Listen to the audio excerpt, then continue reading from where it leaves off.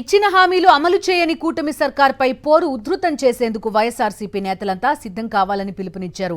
ఆ పార్టీ అధినేత వైఎస్ జగన్మోహన్ రెడ్డి ఉమ్మడి అనంతపురం జిల్లా స్థానిక సంస్థల ప్రతినిధులు, పార్టీ నాయకులు, కార్యకర్తలతో సమావేశమయ్యారు.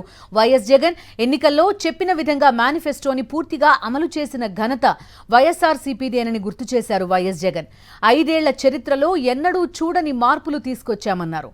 మేనిఫెస్టోకు పవిత్రత తీసుకువచ్చి ప్రతి హామీని తూచా తప్పకుండా పాటించామన్నారు. బడ్జెట్ సంక్షేమ క్యాలెండర్లో ఇచ్చినట్టుగా ప్రతి హామీని అమలు చేసింది కేవలం వైఎస్ఆర్సీపీ ప్రభుత్వమేనన్నారు వైఎస్ జగన్.